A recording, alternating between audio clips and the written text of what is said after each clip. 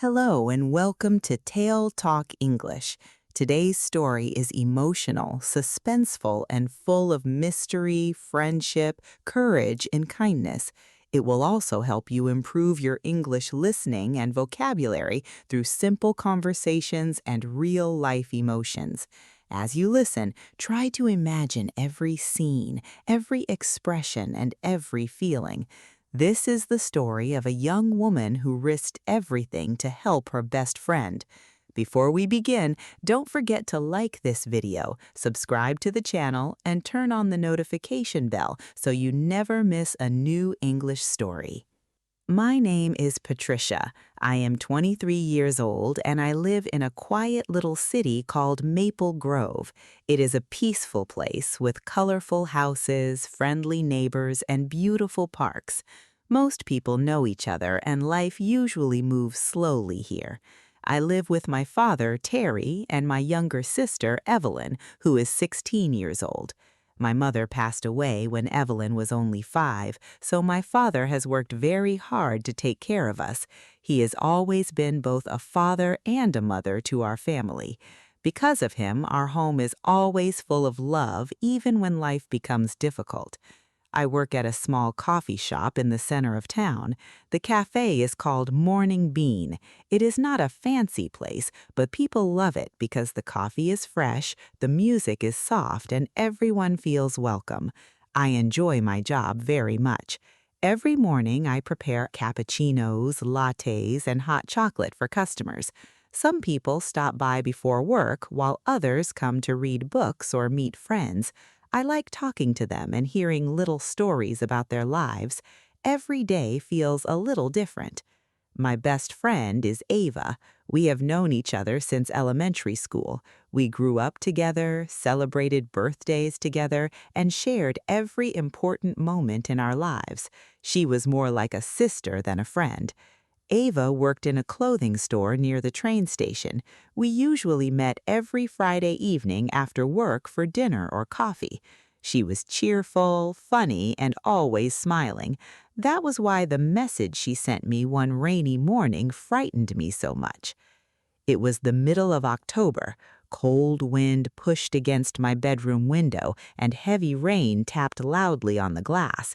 I woke up earlier than usual because I had the morning shift at the cafe. Still half asleep, I reached for my phone. There was only one new message. It was from Ava. "Patricia, please come to the train station today. I really need you. 11 o'clock, platform 5. That was all. No explanation, no smiley face, no "please call me," nothing. I frowned as I read it again. It didn't sound like Ava at all. Normally, she filled her messages with jokes or long explanations. I quickly pressed the call button. The phone rang once, then it went straight to voicemail. I tried again. The same thing happened. I felt a strange feeling growing inside my chest. I looked at the clock beside my bed. It was already 9 o'clock. Only 2 hours remained before 11. I hurried out of bed and opened my closet. After thinking for only a few seconds, I chose my favorite blue sweater, dark jeans, and black boots. Since it was raining heavily, I grabbed my long gray raincoat and my small umbrella before running downstairs. The warm smell of toast filled the kitchen. Dad was standing by the stove making eggs. Evelyn sat at the table, still wearing her pajamas, while scrolling through her phone. "Good morning," Dad said with a smile. Normally, I would smile back. Today, I couldn't. "Dad," I said, "I have to go to the train station." He looked up immediately. "So early?" he said. "Ava sent me a strange message. She says she needs my help," I replied. His smile disappeared. "What happened?" he asked. "I don't know," I replied. "Did you call her?" he asked. "Yes, her phone is off," I replied. Dad stayed quiet for a few seconds. Then he walked over and placed his hand gently on my shoulder. "I don't know what's going on," he said softly, "but promise me you'll be careful." "I promise," I said. "If anything feels wrong, call me immediately," he said. "I will," I replied. Evelyn looked up from her phone. Is Ava okay? She asked. I hope so, I replied. She gave me a worried look. Text me when you find her, she said. I will, I replied. Even though I wasn't hungry, Dad insisted I eat something first. You can't solve problems with an empty stomach, he always said. I managed to eat one piece of toast before putting on my raincoat. Dad handed me a travel cup filled with hot coffee. For the road, he said. I smiled. Thanks, I said. Outside, the cold air hit my face immediately. Rain poured from the gray sky. The streets looked shiny under the streetlights. People hurried past with umbrellas, trying not to get wet. I walked quickly toward the bus stop. The bus arrived only a few minutes later. It was already crowded.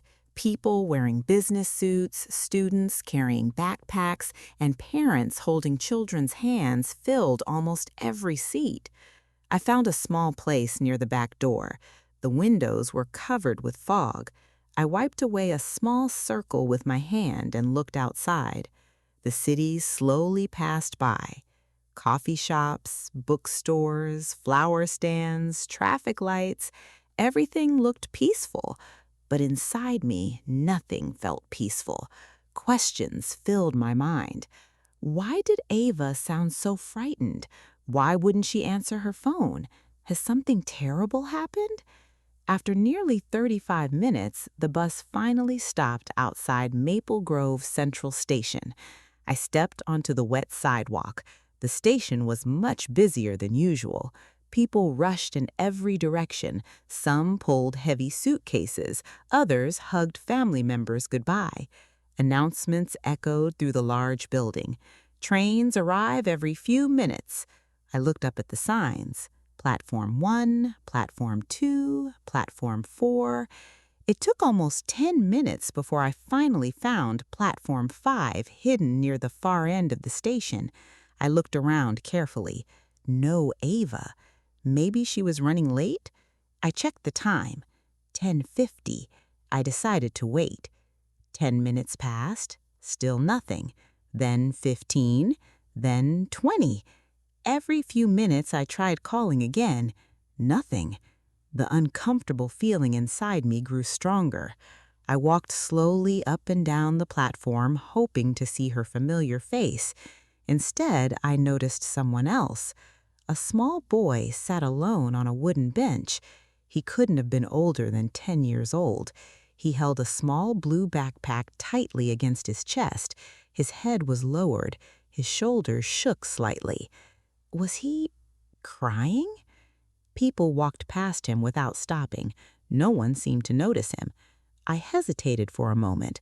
Maybe his parents were nearby. But after watching him for another minute, I realized no one came. Something inside me told me I couldn't simply walk away. I slowly approached him. "Hi," I said gently. He looked up. His eyes were red and tears covered his cheeks. "Are you okay?" For a second, he didn't answer. Then he quietly shook his head. "No." "My name is Patricia," I said, sitting beside him. "What's your name?" He wiped his eyes with his sleeve. "Larry." "It's nice to meet you, Larry." He tried to smile, but it disappeared almost immediately. "I lost my train ticket," he whispered. "I don't know how to get home." I felt my heart ache. "Where's your family?" I asked. "I was visiting my grandmother," he said. "I had my ticket, but now it's gone." "Were you alone?" I asked. He nodded slowly. "My mom trusted me because I've made this trip before." "And now?" I asked. "I'm scared she'll be angry," he replied. I smiled gently. "I don't think she'll be angry." He looked at me with uncertain eyes. "Really?" "I think she'll just be happy you're safe," I said. He stayed silent. I opened my bag. Luckily, I still had a small chocolate bar from work. I handed it to him. "This always makes difficult days a little better," I said. For the first time, a tiny smile appeared on his face. "Thank you," he replied. You don't have to face this alone, I told him. We'll figure something out together. Just as he began opening the chocolate, my phone suddenly rang. The screen showed one name, Ava. My heart jumped. I answered immediately. Ava, where are you? Her voice came through the speaker, shaking with fear. Patricia, where are you? I'm at platform 5 waiting for you, I replied. There was complete silence. Then she gasped. Oh no, my message. I made a mistake. I'm at platform 3. I stood up so quickly that my umbrella almost fell onto the tracks. What happened? Please, she whispered. Come quickly. I think someone is following me. I froze. For a second, I couldn't speak. The busy train station suddenly felt much quieter, even though hundreds of people were walking around me. Ava, I said softly, don't move. I'm coming right now. Hurry, please. The call ended. I looked at Larry. The little boy was watching me with worried eyes. Is everything okay? He asked. I forced a small smile. My friend needs my help. He nodded slowly. I'll be right here. I looked around the platform. A middle-aged couple was sitting only a few meters away. I walked over to them. Excuse me, I said politely. Would you mind keeping an eye on this little boy for just a few minutes? His name is Larry. He lost his train ticket, and I need to help my friend. The woman smiled kindly. Of course, she said. We'll stay with him, her husband added. I thanked them before running toward the station entrance. My boots splashed through small puddles on the floor where people had tracked rainwater inside. Announcements echoed through the building. Train 214 to Riverdale is now arriving on platform 7. People hurried past me from every direction. Some almost bumped into me. I ran down one hallway, turned left, and followed the signs pointing toward platform 3. My heart was beating faster with every step. What if Ava was right? What if someone really was following her? After what felt like forever, I reached platform 3. I looked around quickly. Then I saw her. She was sitting on the floor beside a ticket machine. Her arms were wrapped around her knees. Her face was pale. Her eyes were full of fear. Ava! I yelled. She looked up immediately. When she saw me, she stood and ran toward me. She hugged me so tightly that I could hardly breathe. I'm so glad you're here, she whispered. It's okay, I said gently. I'm here now. She slowly stepped back. Her hands were shaking. I didn't know who else to call. You did the right thing, I said. I looked carefully at her face. She looked exhausted. Her eyes were red, as if she had been crying. What happened? I asked. She took a deep breath. I got on the bus this morning. I nodded. There was a man sitting near the back. So? I asked. He kept staring at me. Maybe it was an accident, I said. I thought so too, she replied. She swallowed nervously. But when I got off the bus, he got off too. I listened carefully. I walked toward the station. He followed. I stopped. He stopped. I walked faster. So did he. A cold feeling ran through my body. Are you sure? I asked. She nodded. I've never been more sure of anything. What happened next? I asked. I came inside the station because I thought there would be lots of people. She looked around carefully before continuing. But every time I turned around, he was still there. My stomach tightened. Did he say anything to you? I asked. No. Did he touch you? No. He just kept watching me, she said. I gently held her hand. We're together now. Nothing is going to happen, I said. She tried to smile. Then her face suddenly changed. Her eyes became wide. She grabbed my arm. Patricia! What? I asked. Don't turn around too quickly, she said. Why? I asked. I think he's here, she replied. Slowly, I looked over my shoulder. Near the station cafe stood a tall man. He wore a dark green jacket, a black beanie covered most of his hair. He held a paper coffee cup in one hand while looking down at his phone. At first, he looked completely ordinary. Then, he slowly lifted his head. Our eyes met. For one long second, neither of us moved. His expression didn't change. Then, he calmly looked back at his phone. Ava whispered, "That's him." "You recognize him?" I asked. "I'll never forget his face," she said. I watched him carefully. He wasn't doing anything strange now. He simply stood there. But something about him felt wrong. Maybe it was the way he kept looking around without moving. Maybe it was the way he seemed to notice everyone around him. "I'll go talk to him," I said. Ava grabbed my sleeve. "No, please don't. If he's dangerous, we'll never know unless we ask," I said. She looked frightened. "What if he hurts you?" she asked. "He won't. There are too many people here," I replied.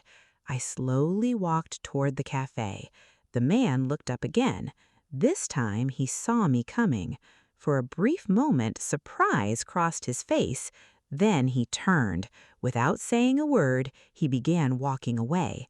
Not running, walking, calmly, almost as if he had expected this. "Hey!" I called. "Excuse me!" He didn't answer. He disappeared into the moving crowd. I walked faster. People crossed in front of me. A family with large suitcases blocked my path. When I finally reached the corner, the man was gone. I looked left. Nothing. Right. Nothing. He had disappeared. I returned to Ava. "He left?" she asked. "I lost him," I said. She looked even more worried now. "I told you," she said. "I believe you. We need to tell security," I said. Together, we walked to the information desk. A friendly woman wearing a blue station uniform looked up. "Can I help you?" she asked. I explained everything. She listened without interrupting. When I finished, she picked up a phone. "Security to the information desk, please." Only a minute later, a security officer arrived. He was a tall man with gray hair and calm eyes. "My name is Officer Harris," he said. "What seems to be the problem?" Ava explained the story again. Officer Harris asked several questions. "What time did you first notice him? Did he speak to you? Did he touch you? Can you describe him?" She answered each one carefully. Finally, he nodded. "We'll check the security cameras. If he is following people inside the station, we'll find him." "Should we stay here?" I asked. "For a few minutes," he said. He spoke into his radio. 2 more officers appeared and quietly began walking through the station. Seeing them made Ava relax a little. She took a long breath. "Thank you," she said. Officer Harris smiled. "You did exactly the right thing. If someone makes you feel unsafe, always report it." A few minutes later, he returned. "We've located the man on camera." My heart skipped. "What happened?" I asked. "He left the station through the east entrance about 5 minutes ago," he replied. "So he's gone?" I asked. "For now, we'll continue reviewing the footage. If necessary, we'll contact the police." Ava looked relieved. "So I'm safe?" she asked. "Yes, but if you ever see him again, call us immediately." "We will," I said. After Officer Harris left, Ava finally smiled. It was small, but it was real. She squeezed my hand. "I don't know what I would have done without you." I laughed softly. "Next time, double-check the platform number before sending a message." She covered her face. "I know, I'm so embarrassed. I had you running across the whole station." "I even made a new friend while waiting," I said. "A new friend?" she asked. "A little boy named Larry. I completely forgot." Ava looked confused. "Who's Larry?" she asked. "He lost his train ticket. I promised I'd help him," I answered. "Oh no," she replied. "We've got to go back," I told her.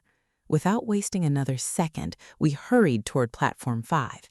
As we walked through the station, I couldn't stop thinking about the man in the green jacket. Officer Harris said he had left, but something deep inside me whispered, "This story isn't over yet."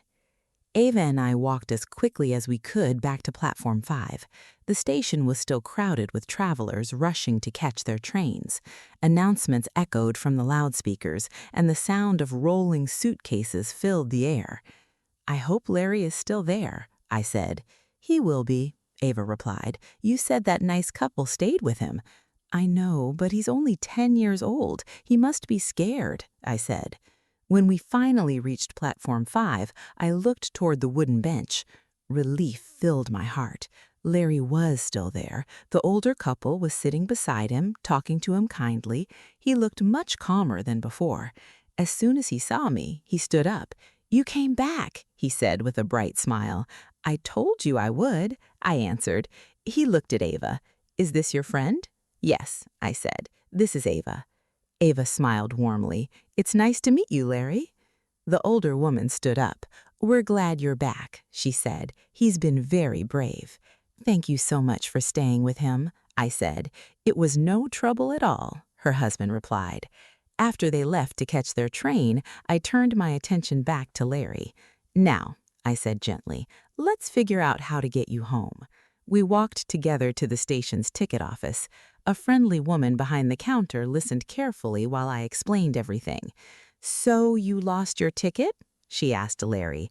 "Yes," he replied. "And you know your mother's phone number?" she asked. "Yes," Larry replied. "That's wonderful," she said. She handed him a phone. With shaking hands, Larry carefully dialed the number. After only 2 rings, someone answered. "Mom?" His voice became quiet. "I'm sorry, I lost my ticket." There was a short silence. Then I heard a woman's worried voice through the phone. "Larry, are you okay?" "Yes, I'm safe. A kind lady is helping me," he answered.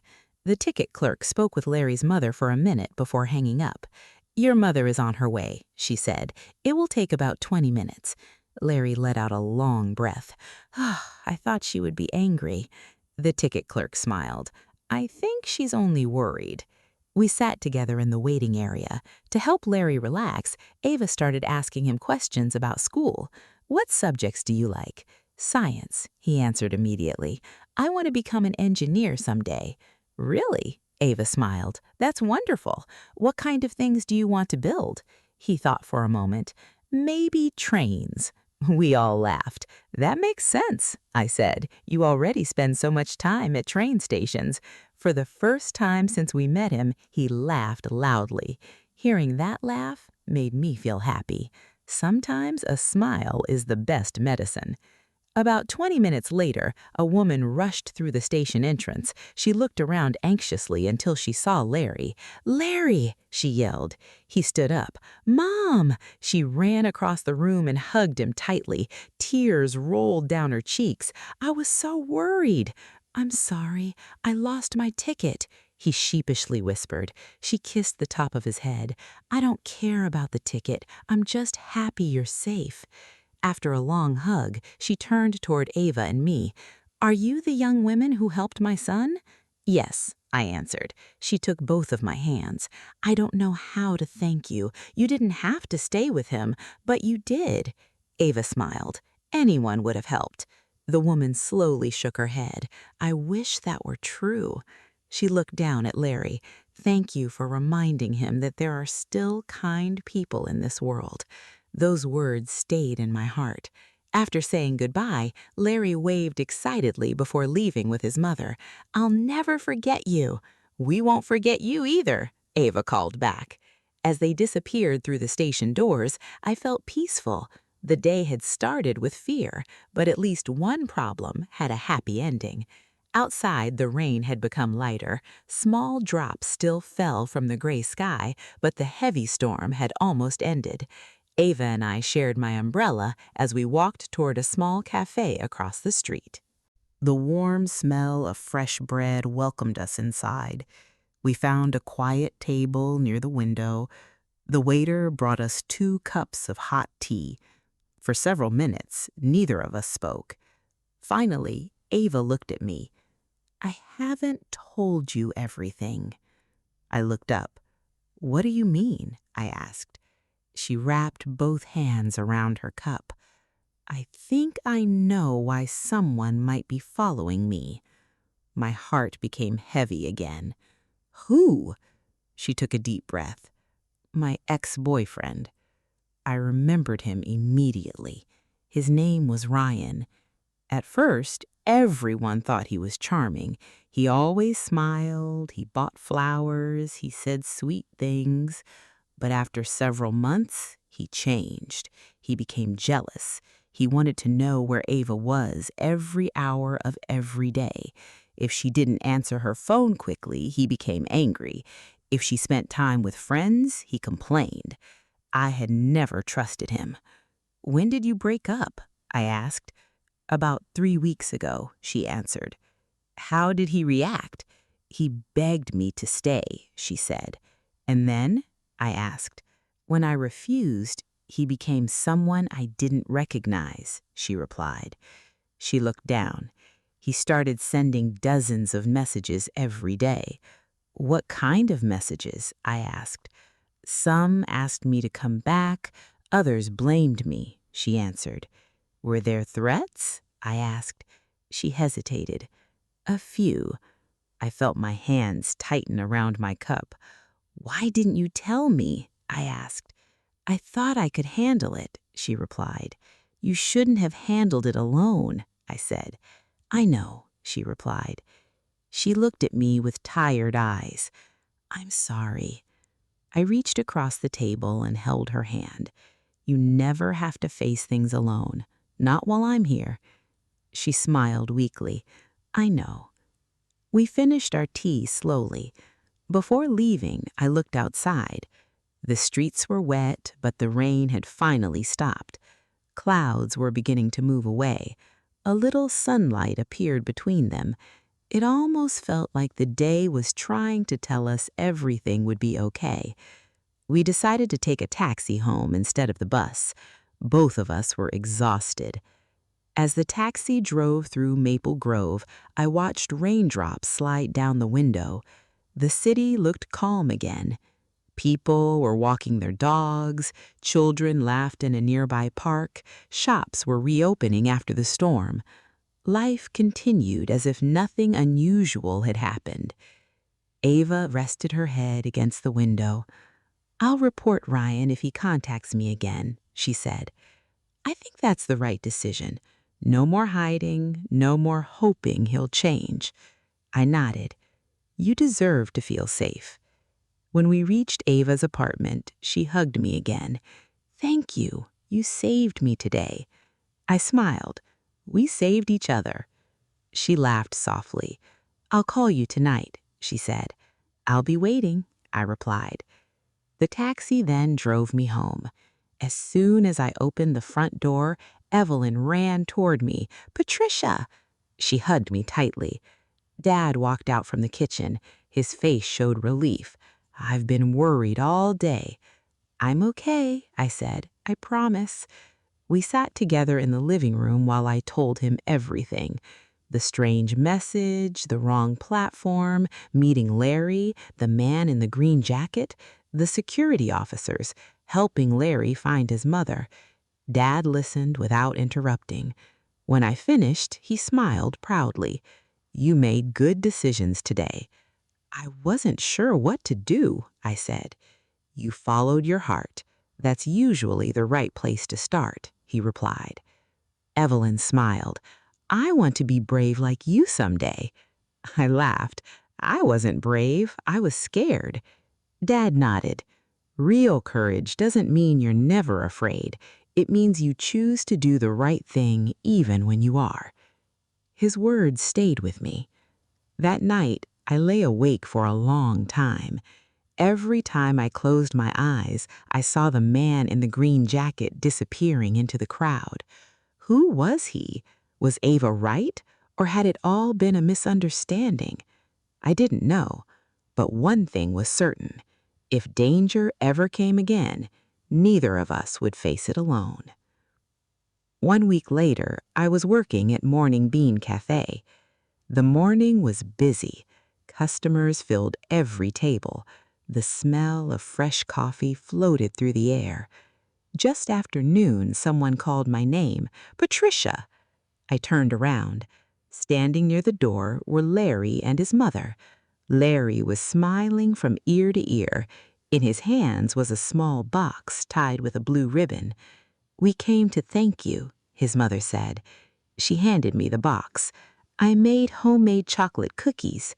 "You really didn't have to," I said. "We wanted to," she replied. Larry grinned.